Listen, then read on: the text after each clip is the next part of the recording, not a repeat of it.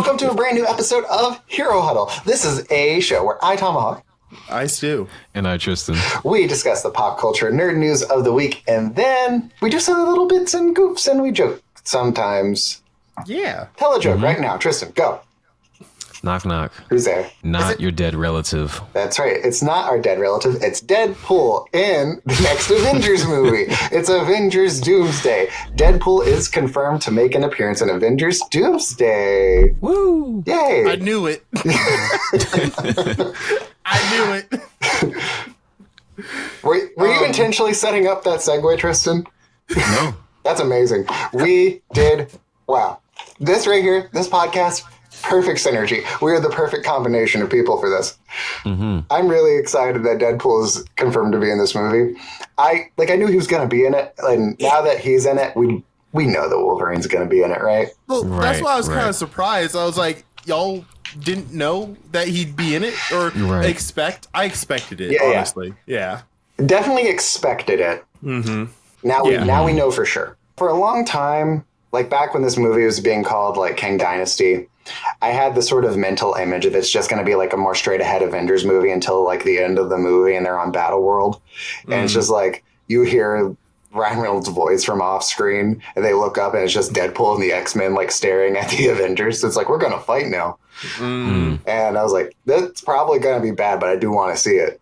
So them confirming that Deadpool is in the movie indicates to me that he'll have at least like more than like a 10-second cameo appearance. And I'm really curious to see how that's going to work with the X-Men team, because I assume that he will be working with the X-Men.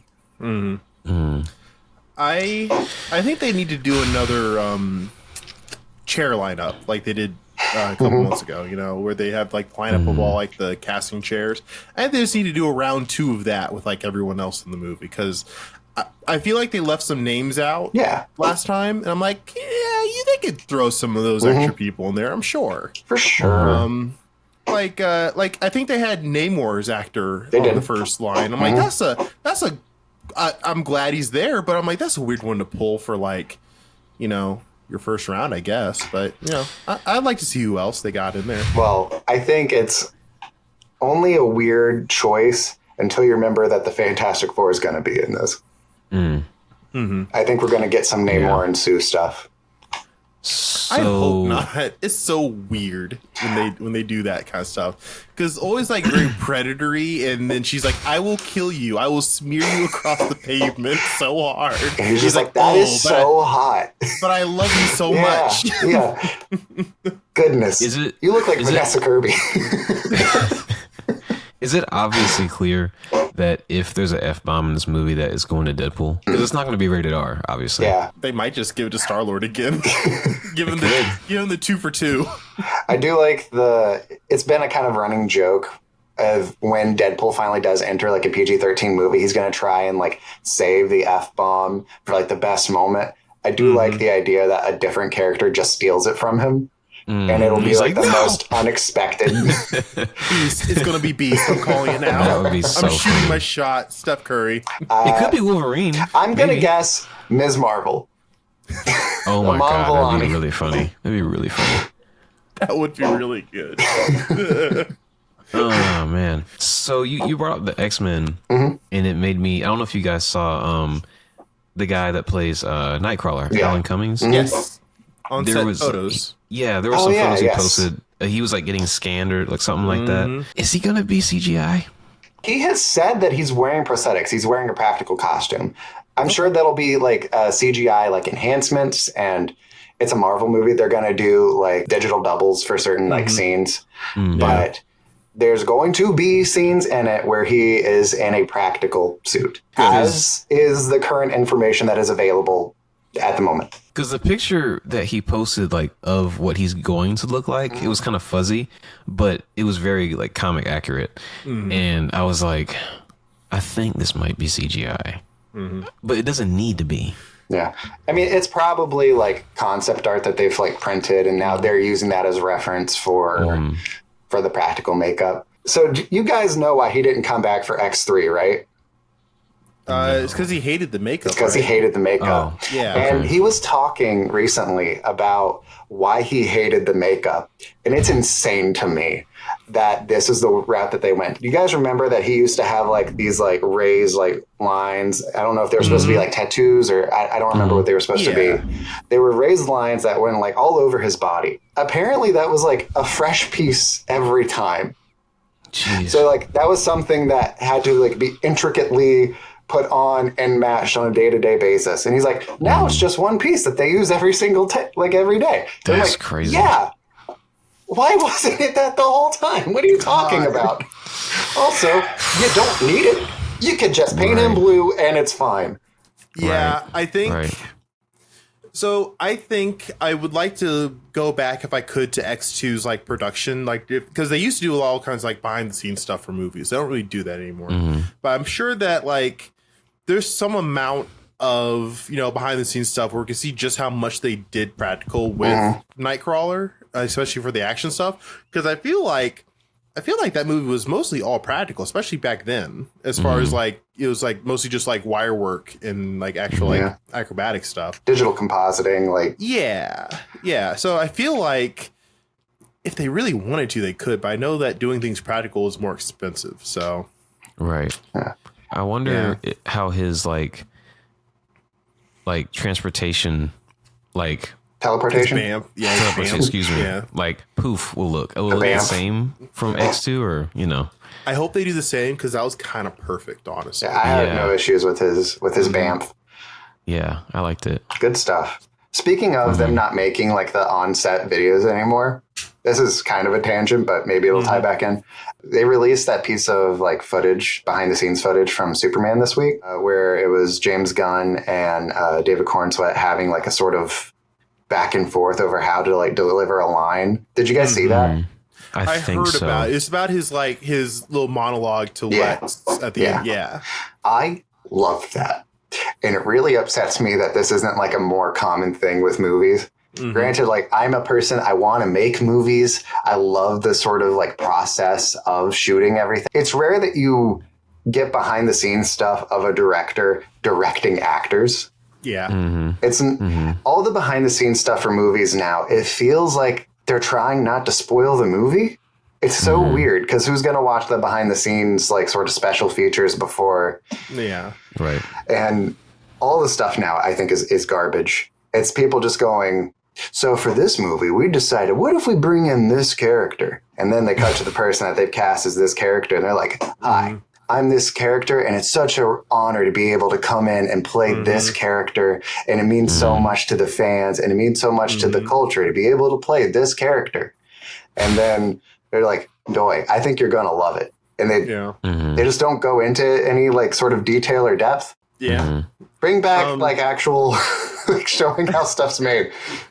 I remember thinking about that because if like, let's say like Lord of the Rings was made today, but like the same quality and it was filmed exactly the same, nothing changed, but they did the behind the scenes, quote unquote, the same way that they're doing it now. So you have Elijah Wood. For the love of God, I can't remember Aragorn's actor's name. Viggo Mortensen. Thank you. And then Andy Serkis all sitting there. I'd be like, who's that guy? Who's Andy Serkis? Who does he play? I don't remember him in that movie. He'd be sitting there, he'd be going, it's such an honor to play Gollum. I get to do a silly little voice. It means so much to the fans and so much to the culture. Gollum is so important. I can't wait for you guys to see what we've done with Gollum. Every single character. All these movies, it's just the same thing over and over. It drives me crazy. I was thinking earlier, and this is a bit of a tangent, not really, about how you want to make movies. I think if we really put our hearts and soul in it, we could remake The Room, but make it good, but do like a scene for scene remake of the movie. I love that as a challenge. I think there is a director out there who should do it. Like, are you that director? I think I need to make some stuff that people think is good first. Otherwise, I'm exactly the same as Tommy Wiseau. Like I'm behind the scenes. I'm working on like an independent movie, wholly independent. I I'm doing my best. It'll come out at some point when it's done. I'm working on it. I promise. I'd be making more progress on it if it weren't for this show here, but I do like doing this show. Yeah, we're a distraction. We're holding you back. I'm sorry. It's okay. Maybe both of you guys will be in it. Who's to say? Who knows? Who knows? Who knows? I can't wait for you both to be in the behind the scenes where you're like, yeah, it's such an honor for me to play the Roomba in this house. Toaster. the toaster in this movie. It's going to be so important for the culture. It's going to be so important for the fans. I know. Growing up, watching the brave little toaster go to Mars, it's always been a dream line to play a toaster on the big screen. Anyway, do we have anything else to say about Deadpool joining Avengers Doomsday? I knew it.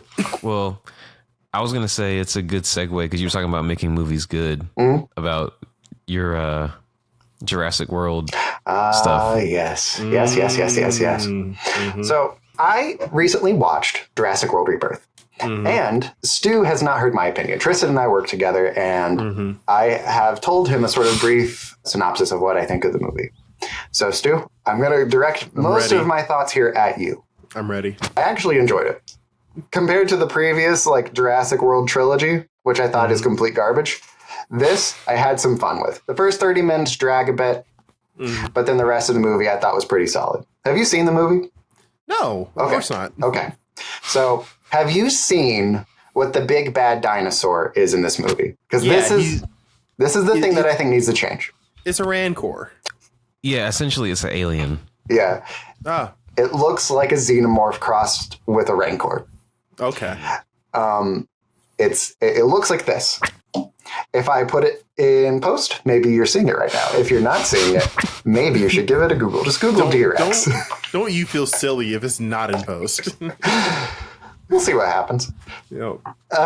We have done that before, where I'll be like, check this out. And I completely forgot to put it in. And I'm like, ooh. All right, so I can fix this movie. Like, I could have made this movie $1 billion movie. And it's such a simple fix. Okay?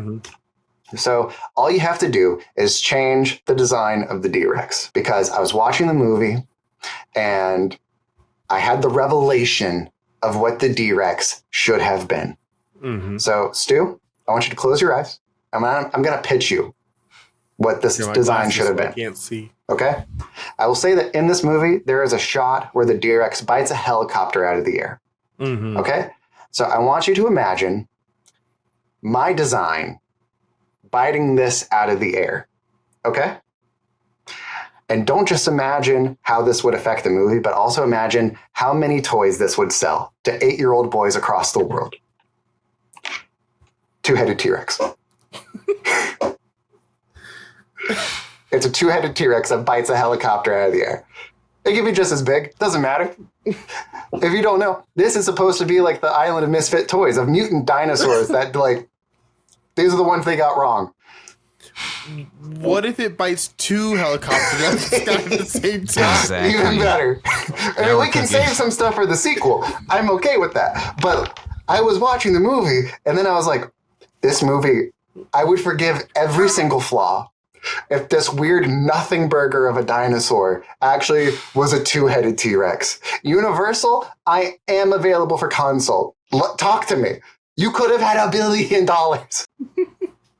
Is it like two-headed on like on its shoulders, or is like the tail the other like half of the T-Rex? Ooh, I'm picturing like two necks next to each other. Okay, because I'm picturing like a pair of legs with like 2 upper halves of the T-Rex coming out. You're picturing Cat Dog, but it's just 2 T-Rexes.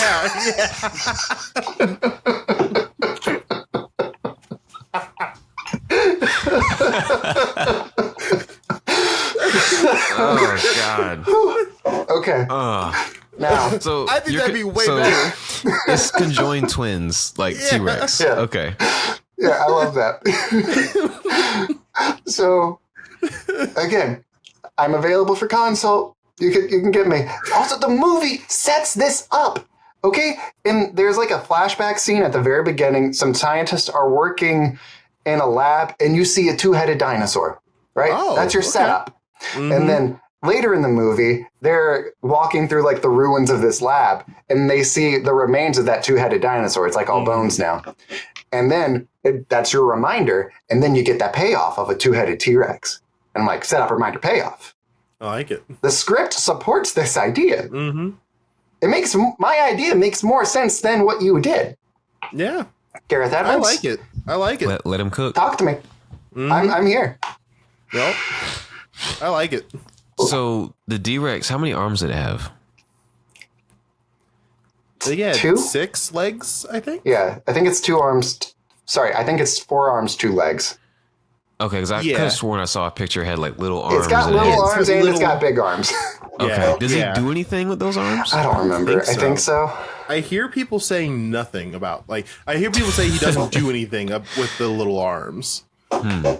They're just there for a gag. They're just there. I watched this with my girlfriend, and she was like, "I felt bad for it." I think you're supposed to. I think that's kind of the point. Like a Frankenstein's monster kind of thing. Yeah, like it feels like you're watching a big pug, a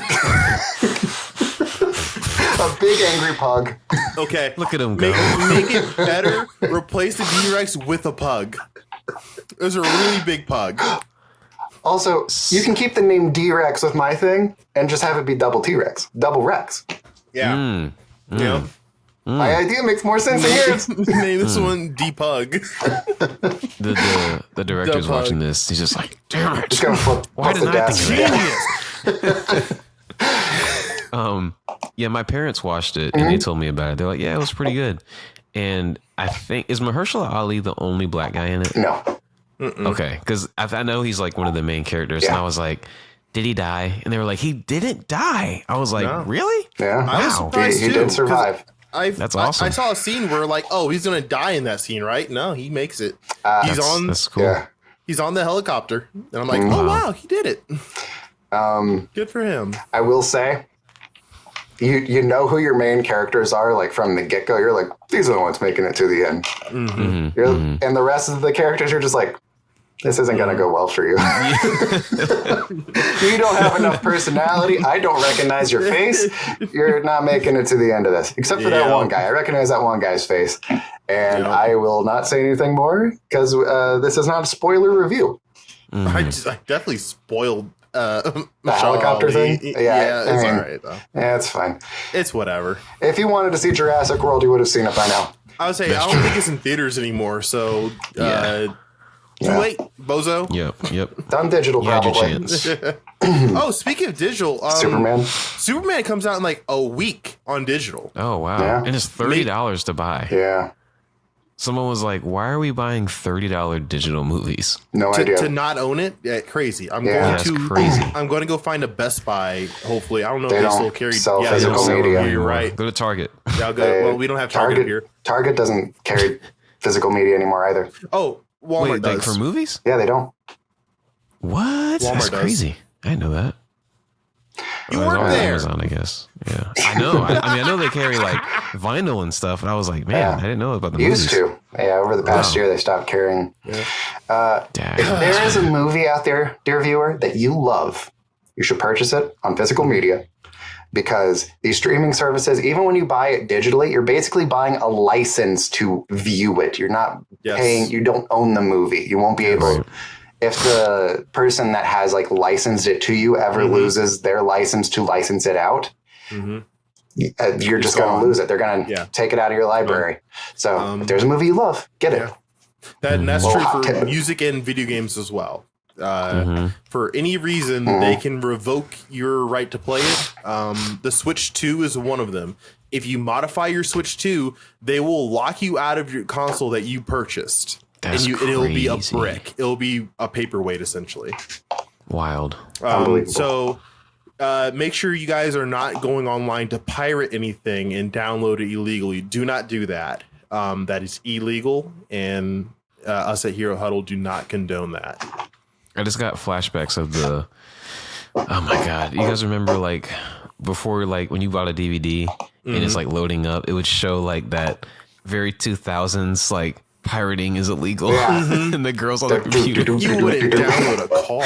I'm like, oh no. I want you to show me a single person that would choose not to download a car if it wasn't an option. Oh man. But also, you wouldn't steal a car. Oh, was that? Yeah, that's what it was. You wouldn't steal a car. Don't steal movies was the comparison. It wasn't don't If it download was a car. as easy as stealing a movie, I probably would steal a car. Yeah. Because Oh my god. that ad.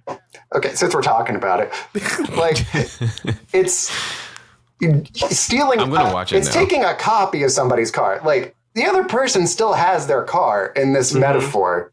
Yeah. Oh no, the $1 billion corporation's not gonna get my $7 or whatever I was gonna pay back into the 2000s. I think it is downloading a car. No way. Hold on. It can't Hold be. on. It was you wouldn't steal a car. You wouldn't I'm steal a watching it right purse. now. You wouldn't steal a car. Okay, yeah. Yeah, okay, there it is. This dude's I've watched a lot of movies. You wouldn't steal a handbag. Yeah. You wouldn't that was steal a close. television. That was Yeah. Maybe it's you wouldn't steal a movie. I don't know. Maybe it's the Mandela effect. It is. It is. Downloading pirated films is stealing. It's not. I mean, I guess it is. Maybe legally, but yeah. morally, no. Ethically, no. And Not that I condone that. Hey, if you guys want to argue about that in the comments, feel free. Yeah, let us know. Yeah, Have you ever pirated anything? Let us know in the comments. Yeah. Pretty please. The number one comment is, I would totally download a car. Everyone's not even answering the question. Okay. Moving on. Something that I didn't tell you guys about. It is the day that this podcast drops. Gentlemen, I want to say Happy Defenders Day. Defenders Day. It's Happy Defenders Day. Defenders Defenders Day? Oh my god. It's Defenders Day. What is Defenders Day? Defenders Day is the anniversary of the premiere of the Netflix series, The Defenders. The team up that crosses over Daredevil, Luke Cage, Jessica Jones, and everyone's favorite Iron Fist. It premiered in 2017. Can you believe it? It's Defenders Day. It's my favorite holiday. Gentlemen, I hope you both celebrate in your own way. Do something special today. This is like Get some ice cream. Get some cake. this is like celebrating the day Anne Frank died.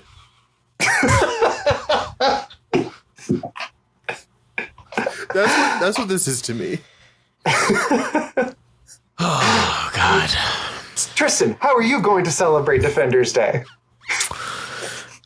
By not watching Iron Fist. That's fair. That's a good plan. Eat a cookie or something. You've earned it. Yeah.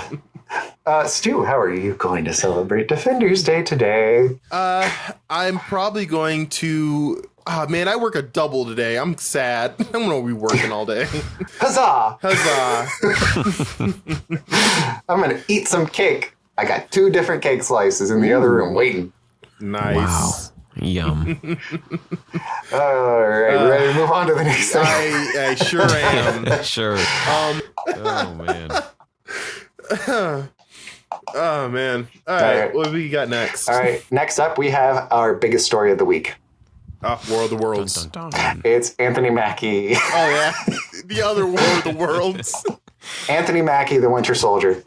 Now, look, initially when I heard about this news, I was like, this isn't really something we're going to cover. This is I don't want to cover like celebrities, like personal lives. But then I saw the pictures. I'm like, there's no way we can't talk about this. The fact that he made the Anthony Mackie face and then went in full tongue and grab. The biggest grab I've ever seen. I mean, it was like he was carrying every grocery bag on his hands. Like that's how much strength was in that grip. That's America's grip right there. I didn't know he was a part of the Milk Militia. I really had no idea he was on that team.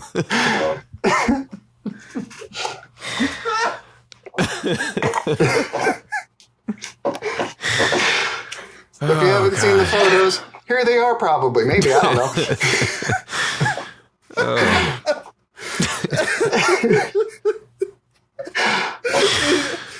But give it a Google. The headline was just Anthony Mackie caught kissing woman. Yeah. Oh. It wouldn't be as funny if it wasn't for the face. The face is the best part, followed by the grab. But like, it'd be one thing if he had never made that face before. No. But it's the face he always makes in every role you see of him. It's the Anthony Mackie face. You never don't see him make that face. When in the last Captain America movie, when Bucky's giving like a really sad like speech or whatever, he's in the background making that face. What does he know? What does he know? Well, in this particular instance, he knew what he was about to do. Do something. Now, look, if you, dear viewer, are if you're wondering why we would cover something like this, technically because this is a story told through two images. This is a comic in a way. You can view this as a comic. Did you guys see the video? Oh, there's a video? There's a video. There's a video. I had There's no a video. idea. No. I'll send it. Yeah, I'll send it. It's funnier, actually. Oh my God. Yeah, it's funny. Right after you guys sent that to me, I don't know who did it. I was like, could you imagine being that woman and like seeing that face directed at you and then that happens to you?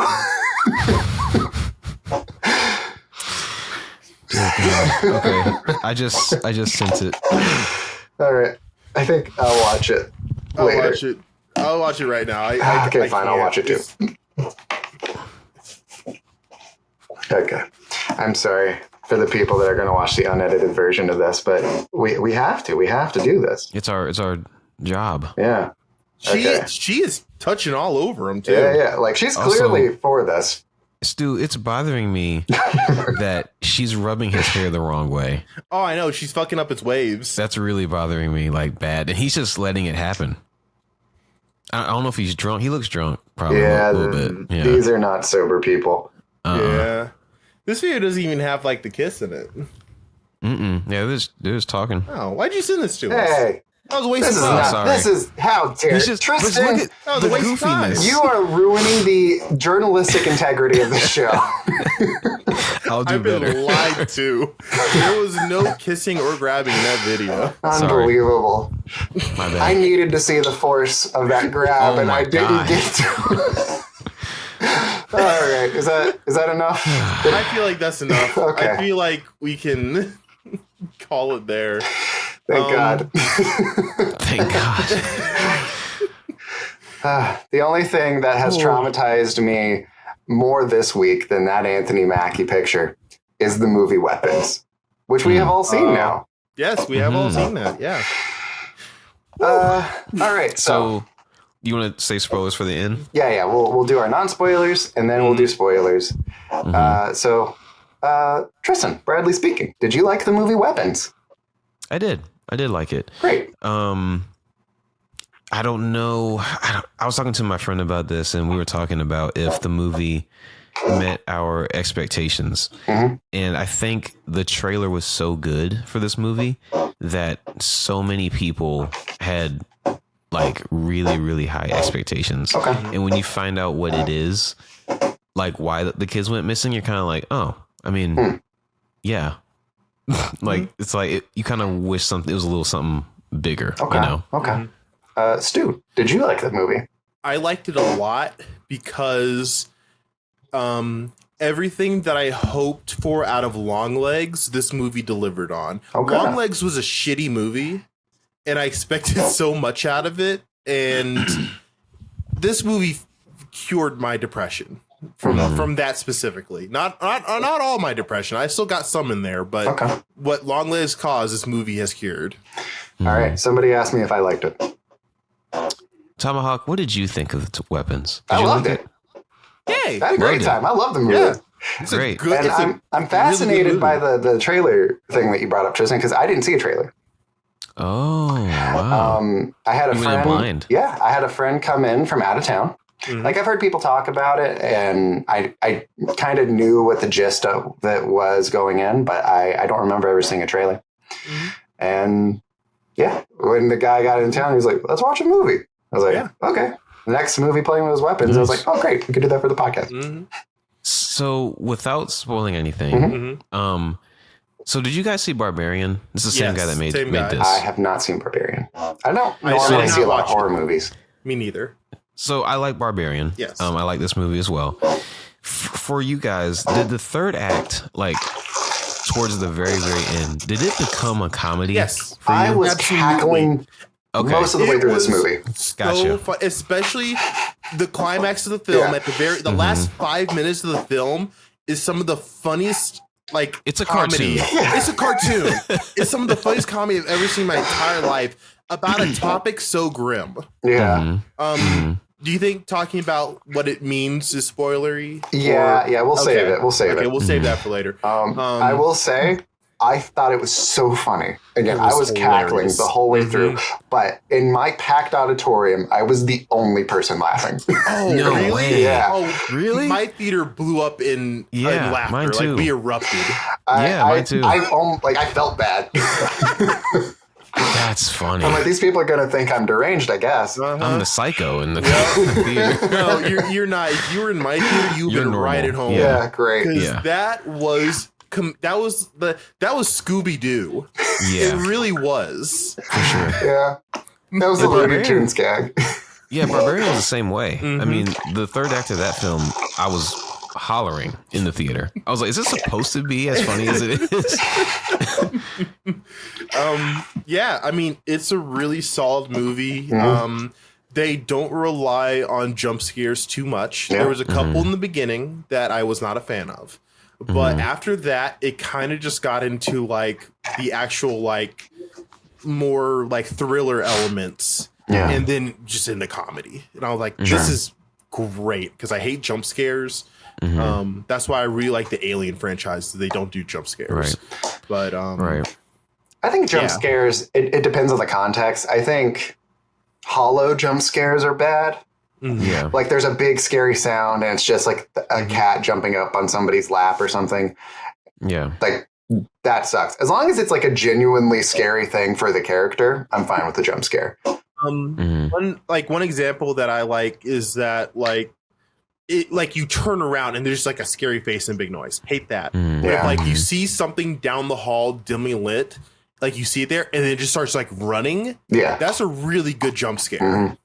But not just like the shock factor jump scare. I hate those. Yeah.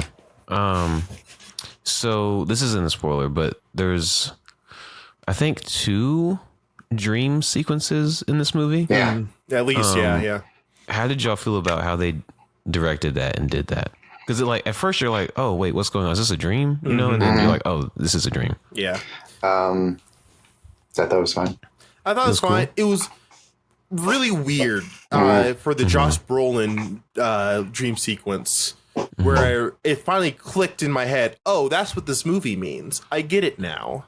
And then everything kind of started falling into place for me, theme wise. Yeah. So I thought it was good. It was very on the nose, though. I think it's subtle enough that some people might not get it. Right. See, I'd agree if they didn't have the thing in the sky. Even then, I think it's just a weird thing, though. Yeah. We might have to just jump into spoilers to talk about this now. Maybe. I will say. Without like crazy spoilers, this movie contains paranormal elements, and the guys that I went in and saw the movie with, my friends, they didn't know anything about it.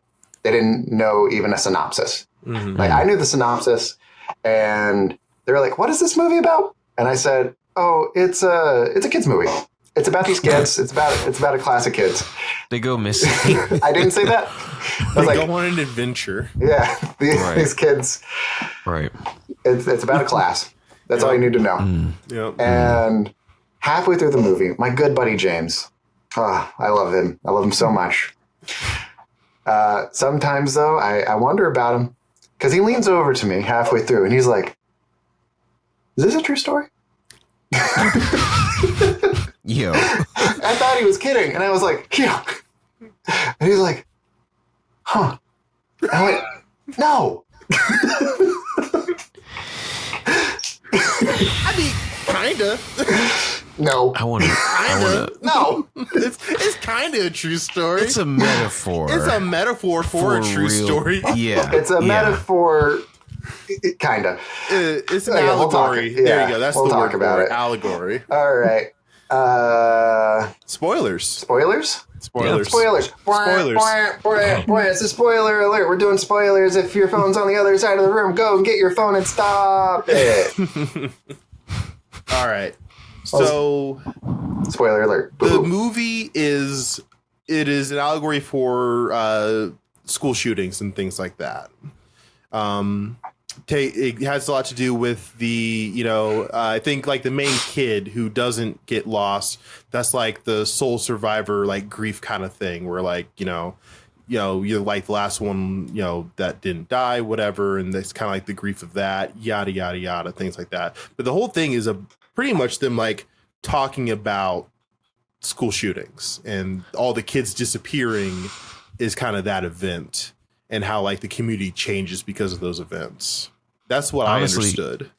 Honestly, I mean, I agree, but also I think it could also be taken as like, the kid that didn't go missing was kind of bullied by Josh Brolin's son. Oh, absolutely, yeah. So it's like you never know what someone's going through, and a lot of times school shooters have a lot going on at home. Yeah. So it's like just don't bully people, and you won't die. Yeah. Yeah.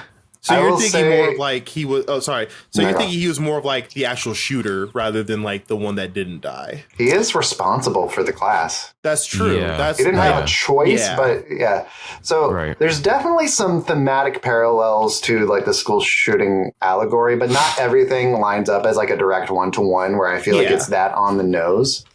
Because again, we're in the spoilers, so if you're here, it's just a witch. It's a witch lady who's these are mine now. I'm feeding off of them. Yeah. Okay. Yeah. All right. I want to talk about the casting real fast. Okay. Josh Brolin and that kid who's playing Josh Brolin's son, pitch perfect casting. I'm like, that's definitely supposed to be his dad. Yeah. Yeah. Construction worker dad. Yeah. Look at that kid. Out. I think originally they were going to have Pedro Pascal. They were. Josh Brolin's part. Which I'm fine with. Glad. Yeah. I'm glad they didn't. Me too. Yeah. I always forget about Josh Brolin being like a really good actor because I think of Thanos. But then, then I look back at some of his actual movies and I'm like, oh yeah, he does things. He was good in Infinity War. That's not what I'm not saying, but like, it feels kind of depressing when you think of an actor and you go, oh yeah, from the Marvel movie and nothing else comes to mind. That's a little depressing, I feel. Honestly, I forgot he was Thanos. That's an insane thing to say. Yeah, that's kind of crazy. There's so many Marvel people in this movie. The whole time I was leaning over to my friend and being like, that's Silver Surfer. That's Silver Surfer. That's Silver Surfer. That's wrong. This is an alternate universe. Yeah, Wong the Glizzy Gobbler, by the way. Wait. You can't say that about his character. He was gobbling so many glizzies. You can't say that. I can. Stu. He's a gay man. You're on thin ice, buddy. Oh dear God! As a certified bisexual, I can say that. Actually, Christ. Okay, I can. Stu, hold on. Before we're not going to just blow past that. Oh, okay. I need to see the certificate. I'll give you a kiss if you come over. That's not a certificate. I need the paper certificate. All right. Jesus. You know how hard it's like getting a new social security number. Like it's hard to get another one of those. I lost mine. You said you were certified, Stu. I lost mine in the flood. Like I gotta apply. I gotta go get another one, and it takes like 8 weeks. You can't brag about being certified if you can't show off the certification. Fair enough.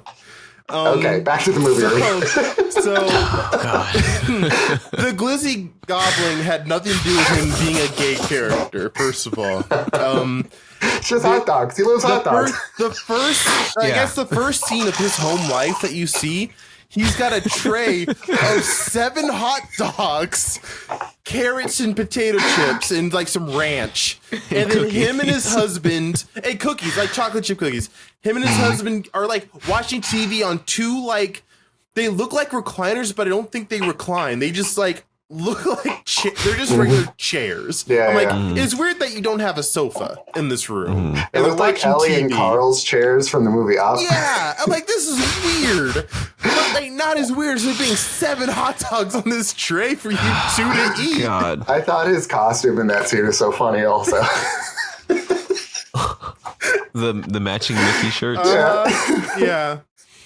Oh my God. It was like, when we said earlier that the movie is also a comedy, that's the kind of stuff that we're talking about. Like, that's hilarious. Right. Also, the director was good friends with what's his name from Whitest Kids You Know. He died last year, I think. Trevor, yes. something. Yeah, so I can't remember his name. Him and the director were good friends. Actually, I think the director was on Whitest Kids You Know. Like he was a member. Wow. And they had a sketch where they had a guy at the doctor's office. He's like, "Hey, how many hot dogs do you eat?" He goes, 6 or 7. He's like, "A day?" It's like, "Yeah, is that a lot?" He's like, "Yeah, some people would say that's a lot of hot dogs." That's hilarious. Oh, man. So I believe that scene was kind of to, pay respects to his friend Trevor, who, passed, and, by kind of redoing a skit, or at least the soul of the skit. Trevor Moore. He passed in 2021. Oh, wow. It's been that long? Yeah. That's crazy. I thought that was like last year. You see, the thing with the food on the tray, it honestly didn't even register to me that this is a weird thing. I didn't really know why you guys were making fun of it. Because the way that I thought of it, I thought it was like, it's just them sharing food. It's just a tray of food for them to share. Mm-hmm. So, yeah. 3 hot dogs is, it's a lot. But it's not like an absurd amount for me to imagine a person eating. Yeah. No, it's not. I don't think it's the amount. It's just a presentation. It's a very funny meal. Yeah. I think is what it is. Like if it was like, let's say if it was like chicken, broccoli, and rice, no one would have blinked an eye. But just because it's like a very organized, like neat hot dog, like it's just the combination. I don't know. It's just hilarious. It's what it's doing for me is the proportions. Like, that's a big cup of ranch. That's too much ranch for that little cup of carrots. You're dipping the hot dogs in the ranch. So not only that, but also, so I'm a big guy. 3 hot dogs is enough of a meal for me, which means that they're both probably eating 2 hot dogs at the most, but maybe they are eating 3. There's a 4th hot dog. Who's eating the 4th hot dog? Are they sharing it? Are they ladying the tramping the last hot dog? Yeah. And good for them. That's how you keep the magic alive. Lady tramping hot dogs.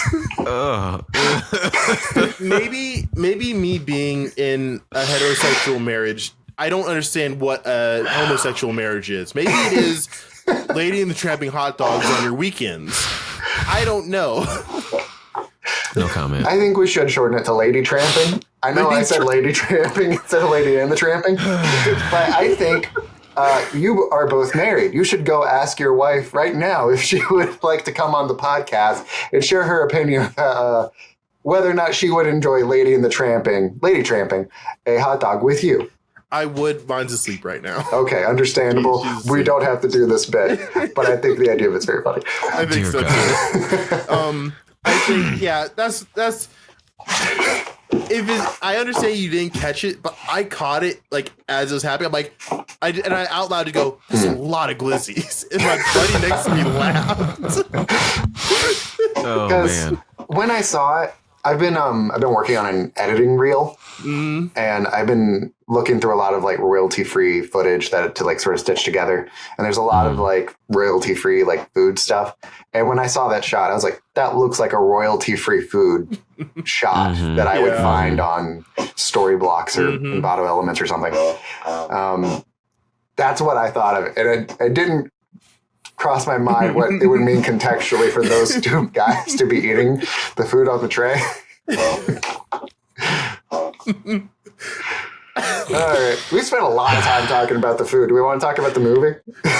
Yeah. All right. So the movie's broken up into like the events of like the day or like of the time by like each character's perspective. Yeah. And there's some like time shenanigans where we're like, oh, but this would happen like the same day as the first chapter, but then this happened like the day before the first chapter. Normally, I'm not a huge fan of this type of thing, but it really worked for me here. Me too. Let's go through it, I guess, in the order of the characters. To the best of my memory, it was Julia Garner's character, the teacher. Yep. I loved when the other woman came in and like just body slammed her in that convenience store. Like attacked her at the liquor store. Insane. She got attacked a lot by people. I felt bad for her. I really did. And that other actress, I was like, is that Jennifer from Parks and Rec? I kind of felt bad for Julie Garner's character, but then I realized that she's kind of also shitty. like not to downplay her grief at all, but I'm like, I think as a teacher, you probably shouldn't be like hitting up the liquor store and like going through a handle of vodka like on a school night. That sounds like not the thing to do. She didn't have a class though. Well, she had one kid. No, because they put him in a different class. Oh, they did, yeah. Yeah, so was she just an didn't. alcoholic before the missing kids or after? In the movie, they unclear. said in the movie she had a history of like problems at other schools. And, but it was more so involvement with other kids. I don't remember there being a DUI beforehand. I've only seen the movie the one time. Yeah, but I remember she was saying that like the school like got angry at her because she drove a kid home, and it's like overstepping bounds. Yeah. A man definitely wouldn't be able to do that. No. Also, the movie told us the twist because it said witch on her car. Yeah. It sure did. It sure did. I was like, oh, that's cool. It sure did. I don't know. I didn't have a lot of sympathy for her watching the movie. And I definitely kind of felt bad after like, I was like, damn, that's kind of shitty that like you slept with this like married man and also like made him like Mrs. AA stuff and like drink again. But then I found out the cop's actually just like a traditional cop. So I'm like, he's a piece of shit. Okay. No, I'm glad his life is over and he got AIDS. Congratulations. That was crazy. I can't wait to talk. We'll get to it. But let's just try and cover the stuff in her section first. Because his stuff, wild. Because I felt bad for him for most of it. But it gets to a point. It gets to a point where I'm like, oh, I can't anymore. When I'm just gonna say because we're kind of already talking about fine. When he punched the drug addict and then unplugged his dash cam, I'm like, oh, this is just a regular cop. Okay, I get it. You're a piece of shit. I felt no sympathy for him after that part at all. Yeah, like honestly, like I understood the punch from like a human like. Like it was just instinct, but like unplugging the dash cam, I was like, oh, we lost him. Yep. Because I would have honestly swung too. Had that happened. Yeah. At the end when he's like possessed or whatever, and she gets the potato peeler. Love that. Oh my god. That made my toes curl. Yeah, that was hard to watch. That was really hard to watch. That and the fork scene, like in the face, I was like, ugh. If you haven't seen the movie, sorry. Why are you still here? Why are you still here? Some people don't mind spoiler reviews. No, that's fine. Yeah. This is true. I watch them for movies I don't plan on watching. Yeah. I use spoiler reviews. I do too. I really did enjoy this movie though. Also, that guy, he's freaking Ezekiel Stain from Ironheart. That's right. Yeah. Another Marvel. That's another Marvel guy. Sure was. Yeah. Because initially I thought he was a very empathetic character. Until he wasn't. Until he wasn't. Like, he's trying to get his life together. Like, he's trying, kind of. Yeah. And you kind of feel bad for him because he's not happy in his relationship. His he father-in-law's seems to tolerate. his boss. Yeah. He seems to tolerate his job. He's obviously still has feelings for his ex or whatever. And then when the drug addict enters his life, things just like really start to snowball. But one thing I'm curious, like, I think one thing the movie kind of, like, I guess kind of confused me about was like the villain, I guess, of this movie, the witch, right? Yeah. So she shows up in 2 of like the dream sequences. Yeah. And that's why I think I kind of expected more from her character. Like, I thought she would have more like power or like something, you know? So that when you find out she just does like witchcraft, I was like, oh, so she's just a lady? Like, she's not like a Pennywise or like, you know, something like that, you know? It makes you wonder why she was in the dream sequences. Right. Yeah. Right. Yeah. Yeah. I don't know. Yeah.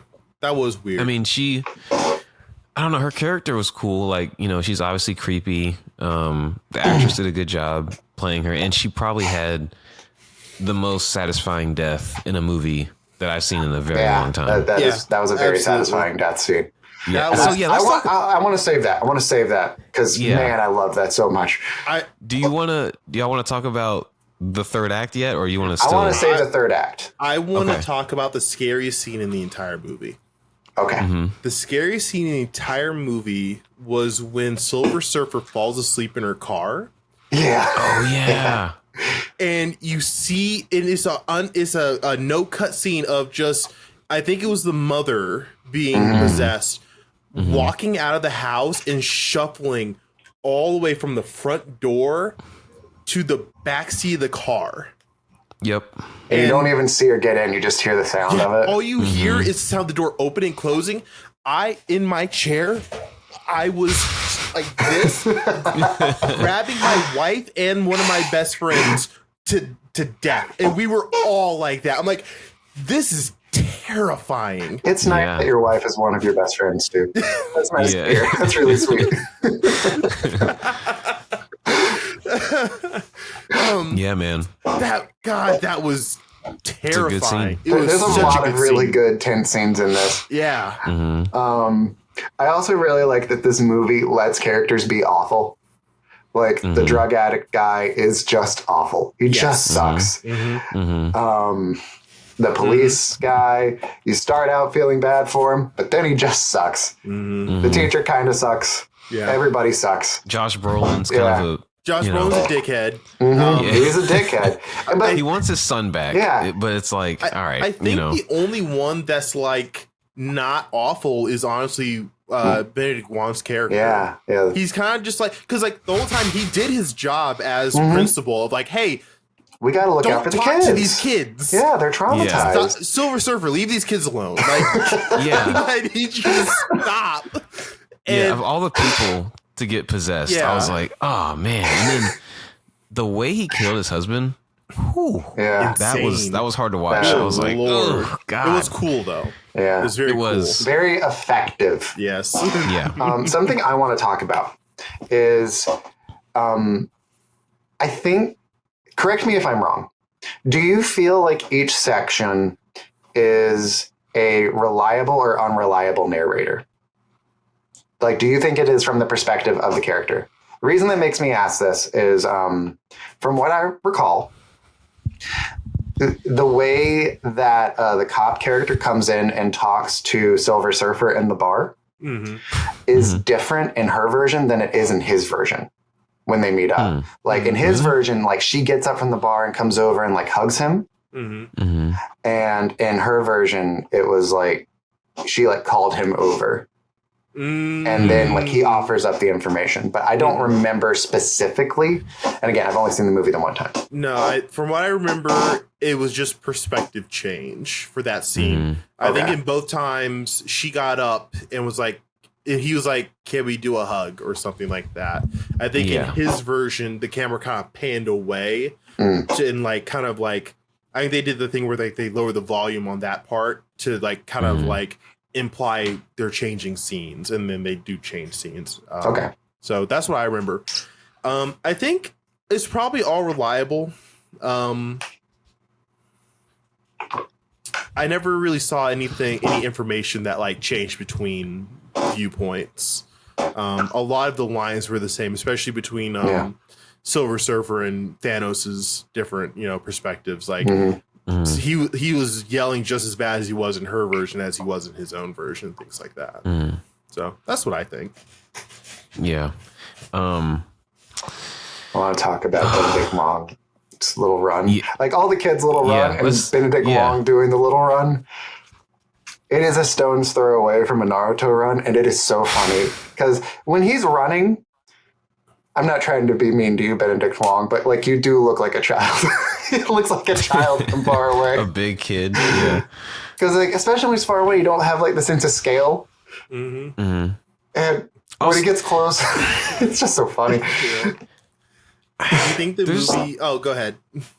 No, you're fine. I was gonna say like this movie has a lot of like. I don't know if it's supposed to be funny, but there's a lot of realistic reactions that happen. Because like in the scene when the principal Benedict Wong's character attacks Silver Surfer at the gas station, and she runs inside, and the guy behind the counter he's like petrified.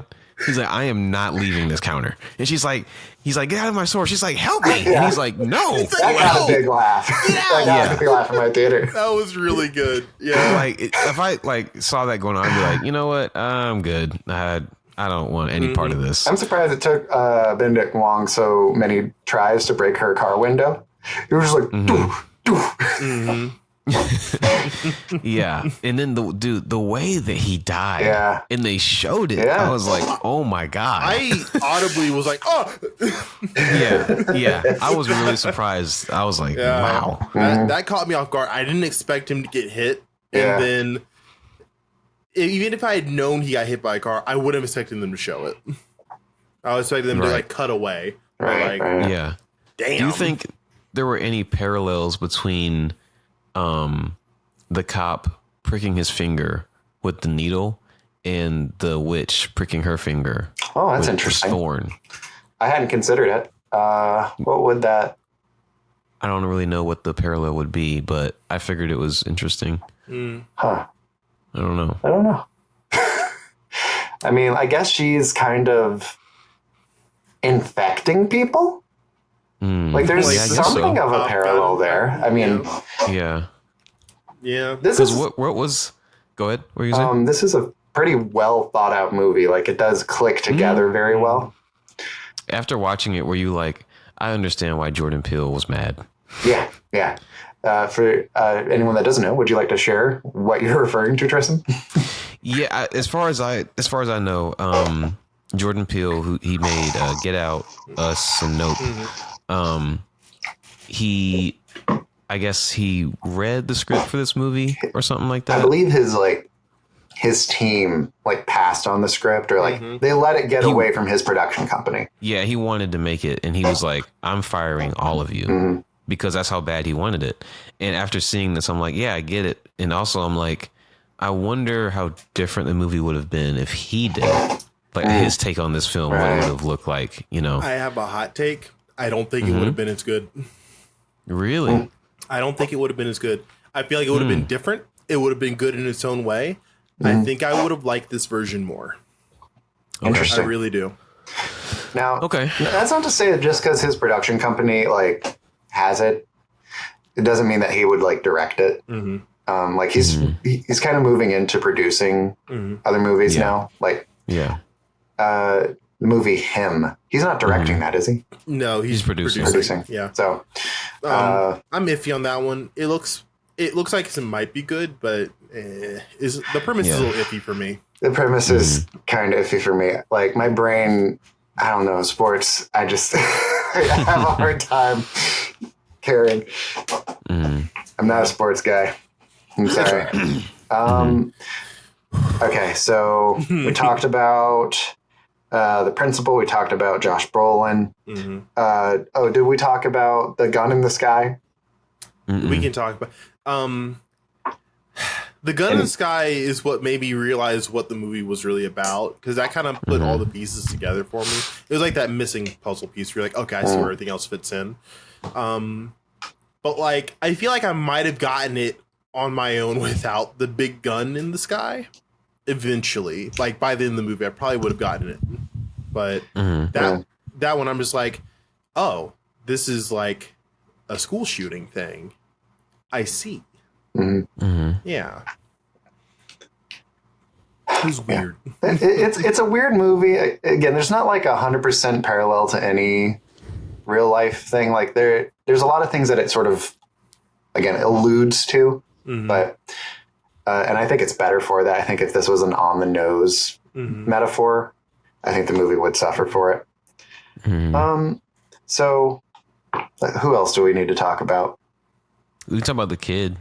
His life and stuff. Dude, that shit sucked. Oh my god, that was hard to watch. That was rough. Yeah, I love my parents, but not that much.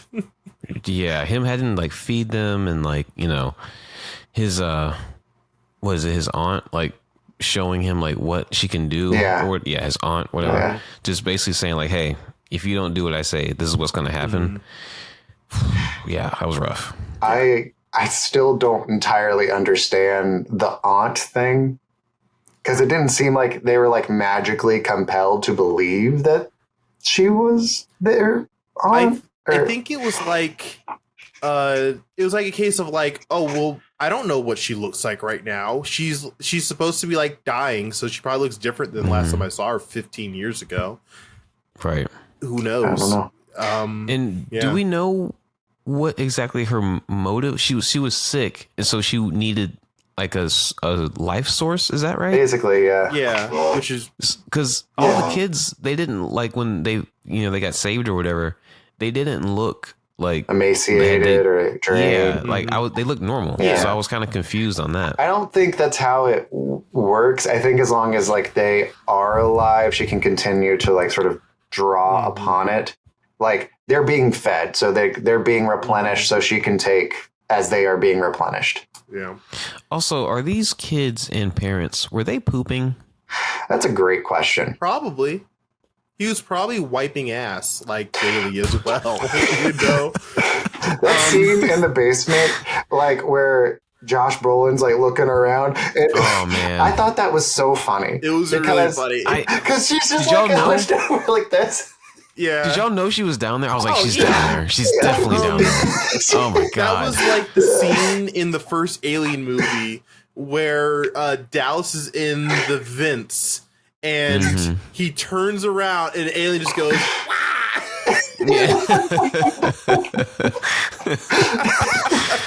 oh man. Like the camera didn't even like do like a smash zoom or anything on it. She was just standing there like completely still.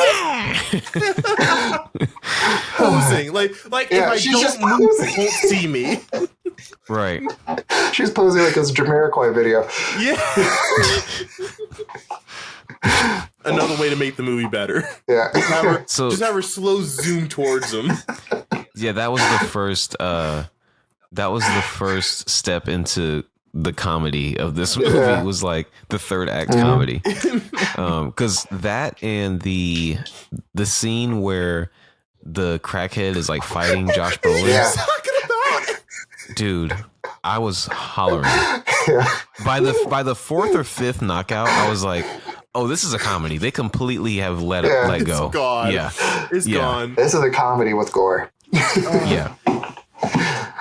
Oh my god. Man, I had so much fun. So fun. I love that the sort of like reversal, the climax is the kid solving it.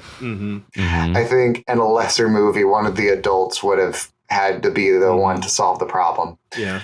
But the kid, Alex, solved it. And I'm like, this is magnifique. And not only did the kid solve it, but Thanos and the Silver Surfer never knew what was the cause. Like they never had figured it no out. idea she was a witch. Julie Garner, I don't think she ever met the witch. Nah. Like they never met face to face. Josh Brolin got jump scared by her, and then he got turned. Somehow she possessed him, and he didn't just knock her block off in the basement. You know, that is one thing I did. I was like, how did she get him when that happened? Like, what went down in that basement for her to get the upper hand on him?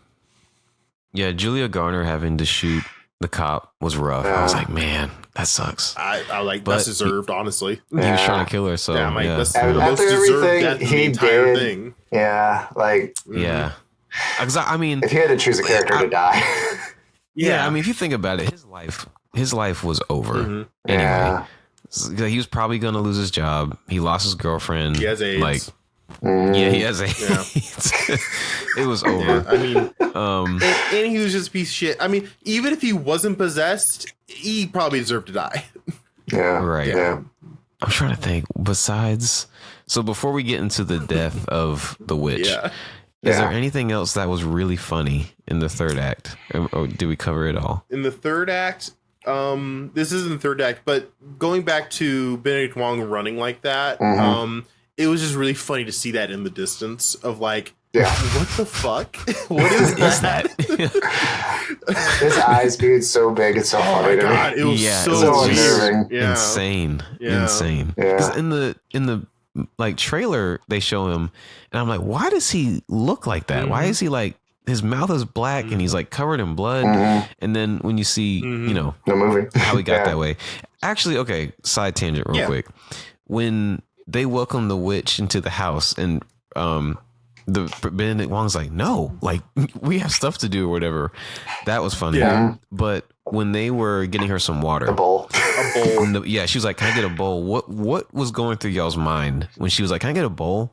So I'd already heard about this, and people talking about the movie, and like it got spoiled for me, and I at that point knew it was going to be for like a spell thing. But I love her just going, it's a compulsive thing. I don't even bother explaining anymore. It's just I just have to do it. Love that. It's such nonchalantly dismissing your lie is such an easy way to get damn. Nonchalantly dismissing your lie is such an easy way to get away with it. Because at that point you're just like, well, if she doesn't want to explain it, I'm not going to pry. And the one husband was like so like scared when she like cut his hair. And he's like, oh my God, I think she took some she was I don't know. I mean, I like her character was scary. In like her own way, you know. And what was I think, like how weird she is though. Yeah. Just so weird little, like, I like how colorful she is. Just a little colorful goblin lady. Yeah. And I think it was in the third act when she's like, don't step over the salt. And when he did, like, his parents just like went crazy. You know, that was rough. You know, that kid's going to need some serious therapy for a while. They all will, actually. And also, not like, the witch. Not the witch. No, do the kids... Good. So the kids and his parents like never mentally came back from that. They said the last line of the movie is some of them even started talking last year. Yeah. So it's like, and I mean, the trauma from this is gonna, it's gonna take its toll. Well, my thing is like, are they still under that spell though? I guess is what I'm asking. I think it's slowly wearing off is the implication.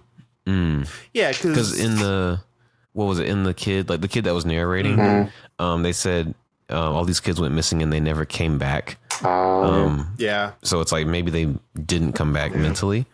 Maybe they just eat through a straw now. I don't know. Forever.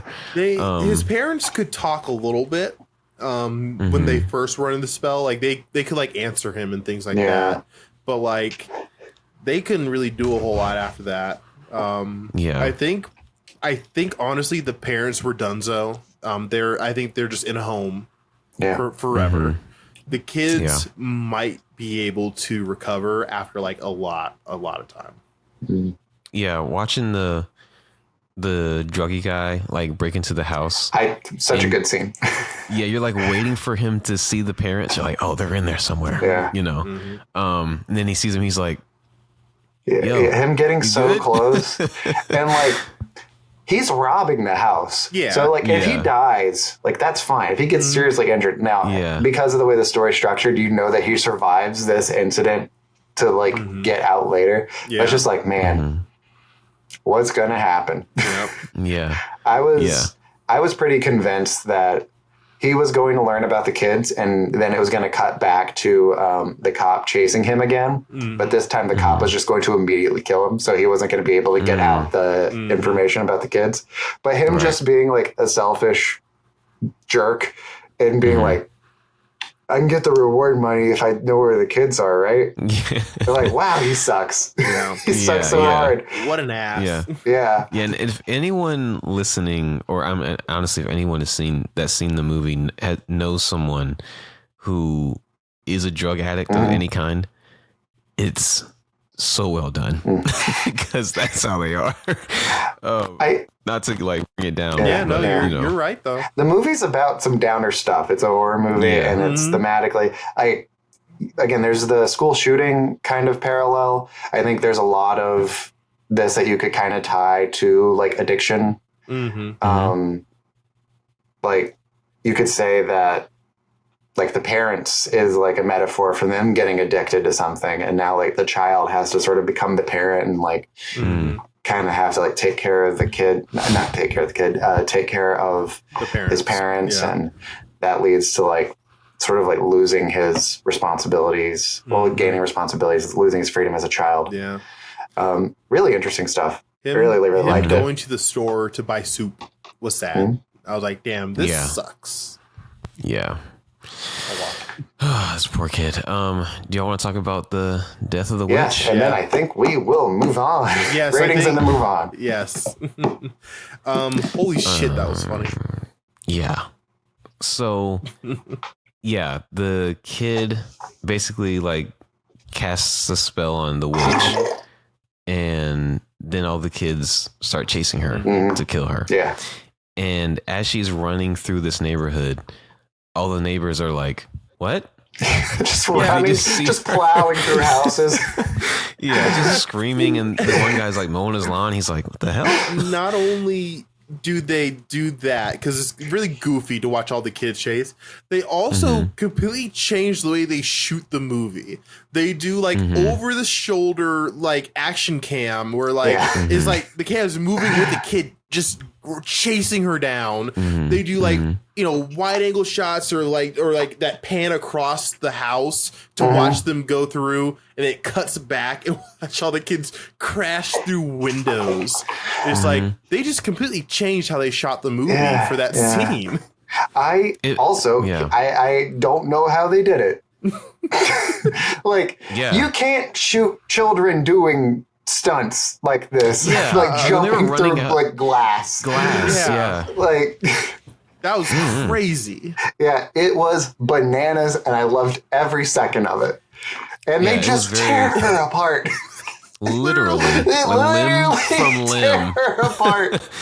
Like when they're zooming in on like the kids like in her eye, I'm like, oh god, and like they're like they were pulling her jaw. I'm just like, they were grabbing on her like Anthony Mackie.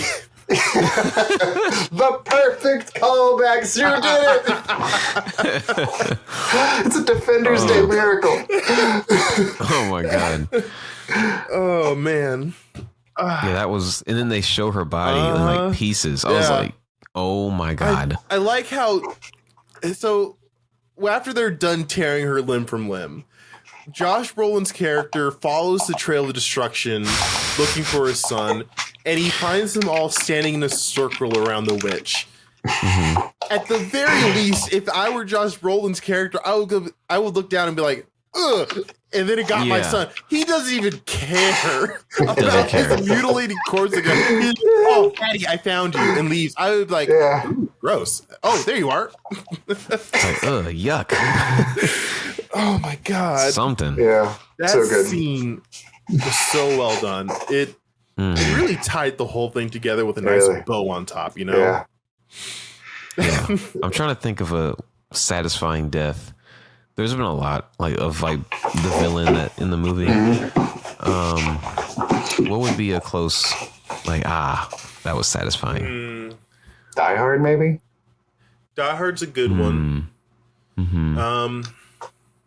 Anytime a villain dies from his own creation, that's kind of like a win. Right. Like in the Jurassic Park movies, if it has a villain in that movie per se, they usually get eaten by a dinosaur at some point. Mm-hmm. Yeah, kind of. For the most part, Yeah. Not that they have overt villains in the movie, but like you're just like, I'm a corporate guy and I do corporate things, and I got eaten by a dinosaur. We all know that corporations are bad, right? Yeah, of course. Yeah. But sometimes they're just like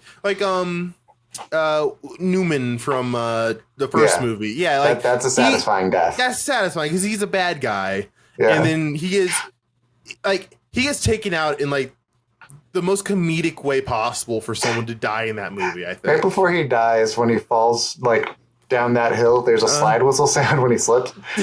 Like the more Looney Tunes your villain death is, probably the funnier it's gonna be.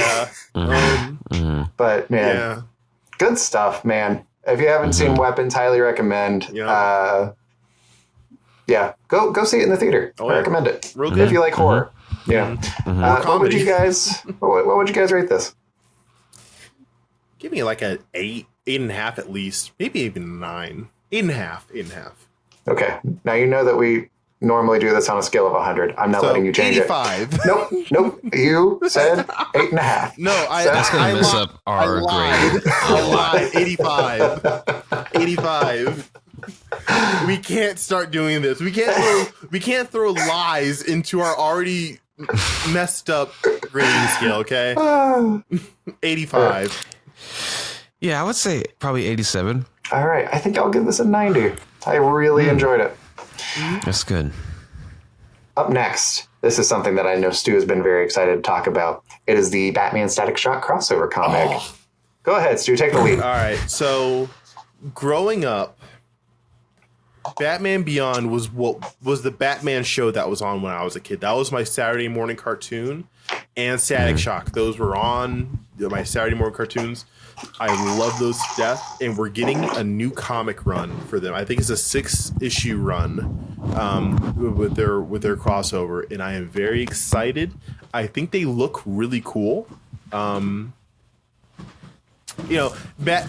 Beyond, he looks just like every Batman Beyond has ever looked. He doesn't look any different than that. Static Shock looks really cool. I am in love with his design. But Batman Beyond, I mean, his design has always been really cool, so they didn't really have to change anything. He still looks cool. It's just no different than what was in the TV show. Trying to find it again. There we go. It's called Batman / Static Beyond. Coming out November 12th. I'm excited. I'm honestly probably going to find a way to get them physical if I can. That's fair. That's good. This will be my first comics that I get physically. I don't have any comic books. What? Isn't that Really? crazy? Isn't that crazy? That's nuts, actually. Yeah, I don't have any. This will be my first one. I will buy these physically. I primarily read digital, but I do have like a small collection of like trade paperbacks. I love Static. He's so cool. That show, I love that show. That was great. Good stuff. Man, that show was fun. That was one of my favorite superhero shows. Like animated, for sure. It was. People always really talked good. about like Batman the Animated Series, and I haven't seen either in a long time. But I definitely liked Static more at the time. Yeah, it's a good show. Did you watch them as a youngling, Tristan? Oh yeah, of course. I used to watch it all the time when I got home from school. We didn't have. There weren't any black superheroes for the longest time that were worth anything. Right. Like you had John Stewart as Green Lantern, but he was also just Green Lantern, so he wasn't like special in any way compared to other ones. Static Shock was kind of like our first, real superhero to get us like kind of into, I guess, the whole scene for that kind of stuff. Like, I can't believe you're gonna sit here and act like the movie Steel doesn't exist. I I actually am. I don't know what that is. I've never heard of that before in my entire life. Okay, so that's basically, it's kind of like an Iron Man sort of parallel. Oh, no. And I will give you 3 guesses as to who played this character in the 90s. It is a 90s movie. Think of the most 90s casting choice.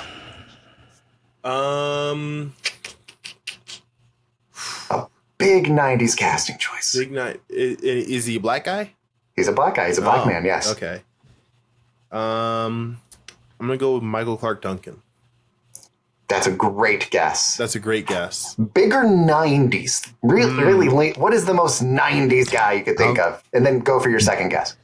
On his third guess, I'll give him a hint. Oh, so you know who it is. If he did. Yeah. Shit. Yeah. I don't know many 90s black actors. Keenan Oh, Thompson. you don't need to think actors. Just think I was about big to in the say, 90s. Oh, okay. Is it a musician? Did they pull a musician? Technically, I wouldn't. No. That's not what he's most known for. Oh, okay. Is he most known for acting? No. Oh, Well, maybe now. Is he but most no. known for sports? Yes. Yes. Is it Michael Jordan? No. Close-ish. Again, that's why when I said the most 90s guy I could think of, I said, think most 90s. And then go for your second choice. Who's the second most 90s black athlete? Is it O.J. Simpson? Is it? No. Oh, no. That's funny, though. I'll be generous. I'll give you one more guess. Oh, man. Shoot. Okay, wait. He's not. All right, give me this the- Yeah, athlete, let's hear Tristan's. Give me my let's hear hint. Tristan's Give me my hint. hint. This. Well, that I was gonna say it. The hint was he was an athlete, Okay. but at the time, this athlete was in their prime. Maybe go to the weren't general retired. and save some time. Huh? So maybe it go to the Shaquille general. O'Neal? It's Shaq. Yeah, it's Shaq. Shaquille O'Neal. Oh my! Shaquille O'Neal. Shaquille O'Steal. Yeah, Shaquille O'Steal. By all accounts, a really bad movie. And we're going to cover it someday on the show. Ew! If you want to know what an Iron Man suit would have looked like in the 90s, that's the best possible scenario. He looks like Dear God. RoboCop. Uh-huh.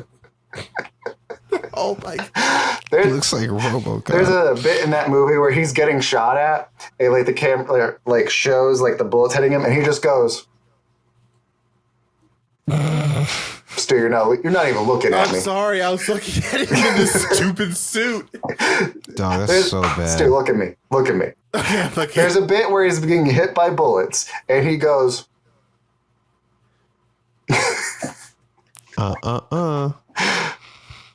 It's that kind of movie.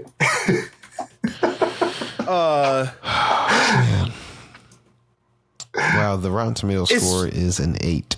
It's so funny because that movie came out a year before Blade.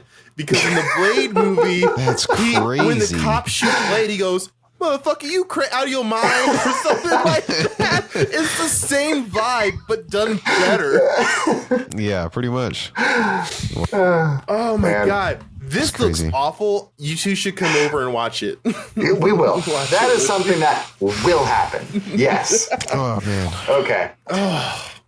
What are we talking about? How we get here? All right.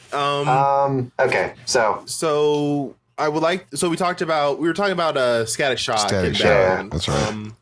I'm excited. I think that's there's not much to talk about. Unfortunately, all we got was I think the first issue's cover is what they posted, but we'll see. I want to talk real quick about some of the stuff that we've been watching this week because we can do a quick segment on that. Indeed. So start with the quick one first. I watched the animated Predator film, Killer of Killers. I heard a lot of mixed reviews about it. I kind of got in the mood to try it out. It was actually probably the coolest Predator movie ever made. Wow. Yeah. It made me sad because I'm like, dang, I really wish they'd do something like this in any other Predator movie that's live action.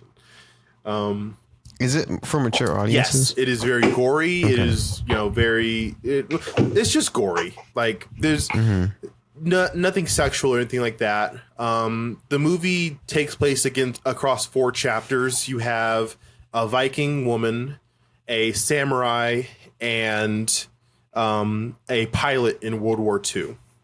And so each of them fight a predator.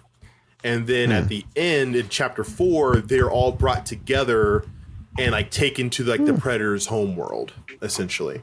That's cool. So basically watching each of them fight their own predator in their own ways was really cool. The different kinds of predators was awesome.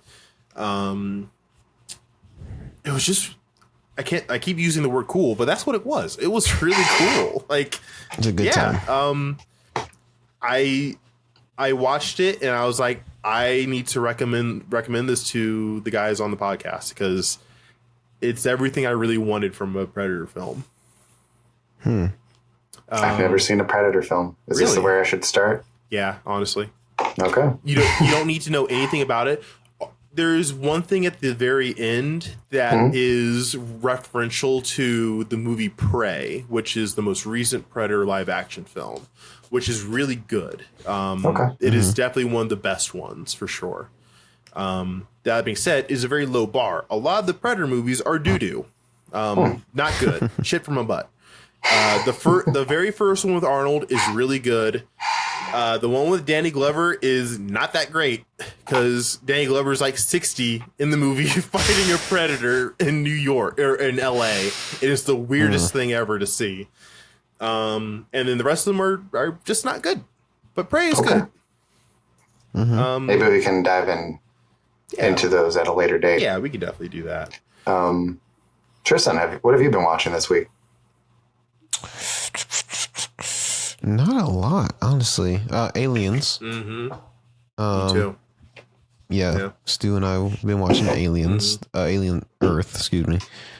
Do you want to talk about that? I would love to. I might be in my phone. Yeah, how do you feel about that, Stu? I think it's really, really good. I wish they spent... do you want to talk about... You want to just spoiler stuff for this? Or not sure, really? We can. Tomak, are you okay with us doing spoiler stuff? I could not possibly care. Okay, that's fair. Yeah. I think I have no context for this. I hope they elaborate on it with future episodes. So I don't think that they won't, but I really would like to see them go through what happened on the ship to cause it to crash. Because you get like the they did the TikTok thing where it's like the foreshadowing trend that went on where like someone would do something, but then it cut to like the end of the video where they fall. They kept doing that throughout the first episode. I'm like, this is hilarious. I want to see like what happens, like what exactly causes like the containment breach, each of them, dying. I want to see that so bad. And I hope they do it. Hopefully we'll get more of the cyborg character, the black guy. He's really cool. Booyah. Because we don't know how much of him is like human, how much of him is robot. But he's really cool. One thing I do like about these recent Alien spinoffs they've been doing with like Romulus and this one is that they're keeping the old tech from the 80s. Yes. But it's in the future. Yes. And so it feels like it's old and new at the same time. Yeah. Because they're all using like mechanical keyboards, like the clicky clacky.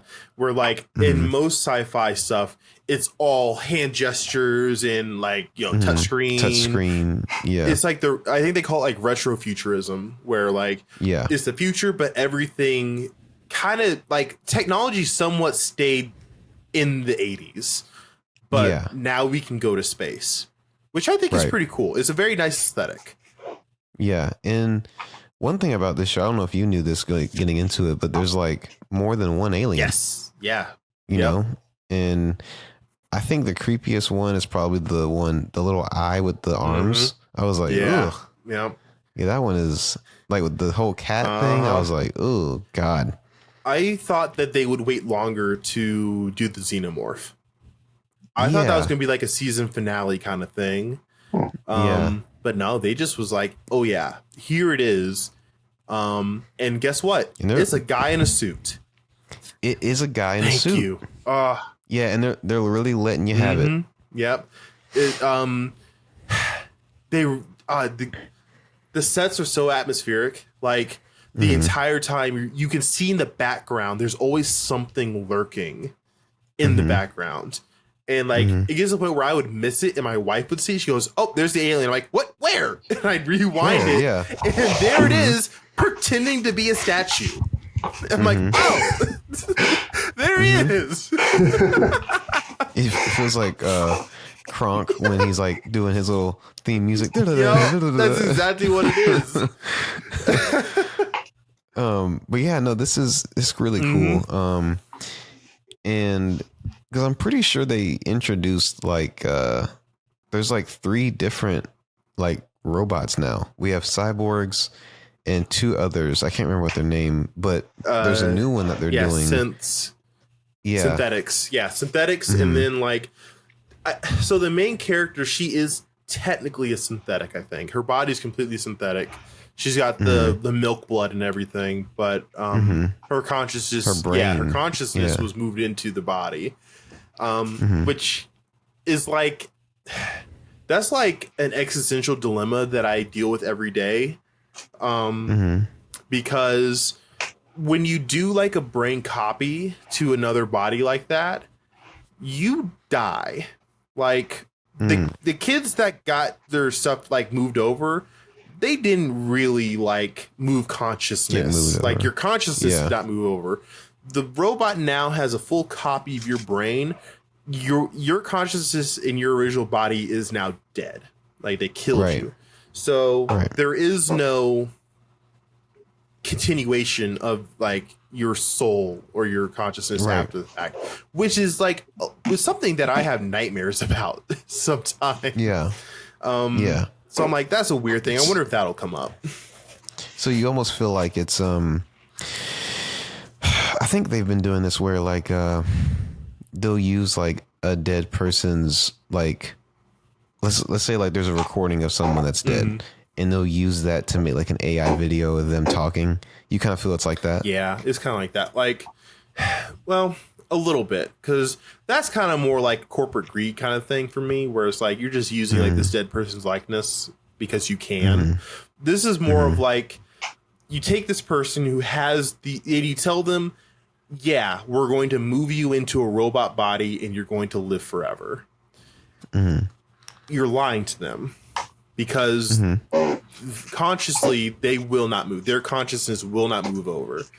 What you have is a robot that has all the memories of the human and nothing else. If the transition didn't kill you, you would wake up on the table, look over, and you would see the robot with your memories. It'd be like, hey, I'm supposed to be in that body, but I'm not. And they're mentally like 12. Yeah, they're all children. Yeah.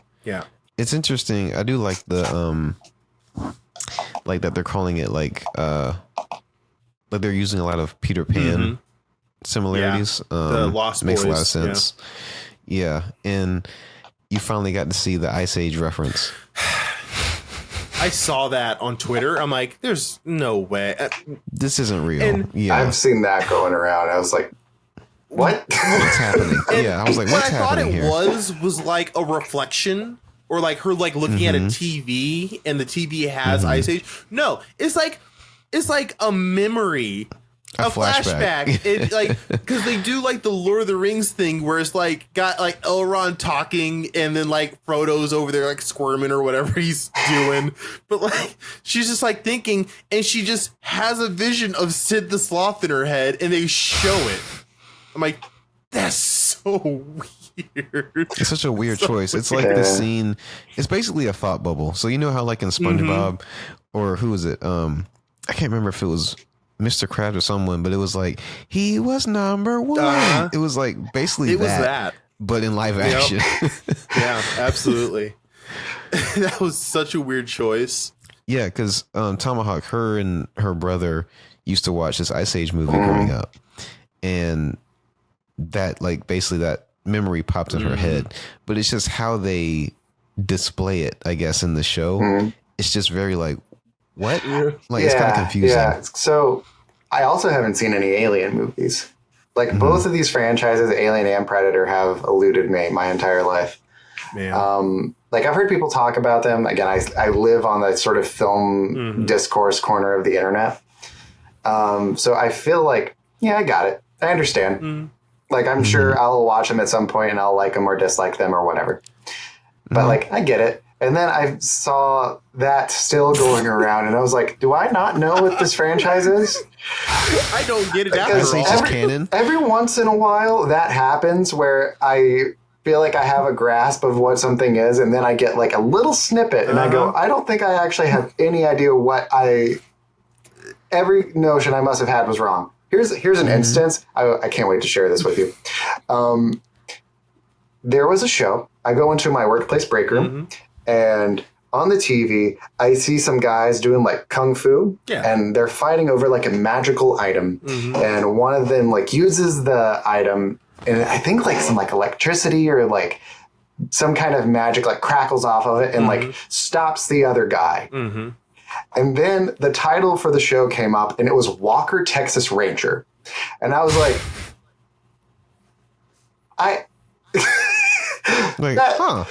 that can't be right. Yeah. And I looked into it and I was like, it's just a one-off episode type of thing where like they fight over an artifact that might not be real. But okay. That's weird. Yeah. That is weird. Oh yeah, look at that. Wow. That's crazy. All right. Can I tell you about what I was watching this week? Absolutely, please do. Okay, so I have watched the first 3 episodes of Eyes of Wakanda.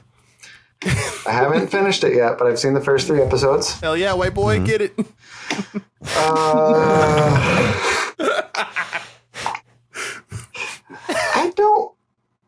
I don't know if I get the show. Like, I don't know if I understand why it exists. Like, the first episode, I think, has some, like, tonal issues. I really like episode 2.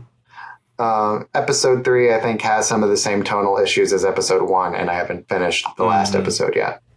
Because if you don't know, and you probably don't know, dear viewer, because Marvel isn't promoting it, what's happening? They dropped this entire series in one night, and it's just been quietly buried.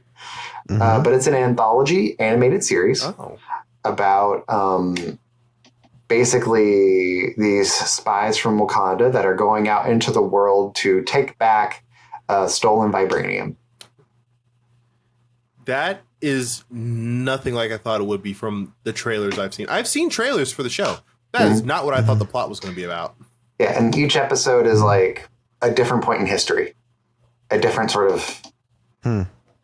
Like, episode 2 is the Trojan War. Oh. And I was like, that's really interesting, actually. But I'm going to spoil the first episode a little bit and like a sort of problem that I had with it. The main character, because all these are in the past and like the far past. And sometimes the dialogue feels too Marvel and it feels too modern. The main girl in episode 1 definitely has real, that just happened kind of dialogue, and it really bothers me and takes me out of it. Also, her whole deal is that she was kicked out of being a Dora Milaje, and they're sending her on this ultra secret special mission so she can earn her spot as a Dora Milaje again. And she's kind of like sassing the person who's like giving her this chance. Instead of being like, oh, please, please, please, I want to be a Dora Milaje again so bad. It's the only thing I wanted to do. And I'm like, she doesn't seem to want this. She's just kind of like, okay, I'll go do it. And then she goes and she does it. And it's like, what? All right. Like the action's good, but it feels like a little hollow. Fair enough. Yeah. Episode 2 doesn't feel as hollow. episode 3 doesn't feel as hollow as episode 1, but a little more hollow than episode 2. Gotcha. But it's okay. The other thing I've been watching is I've been rewatching Dexter.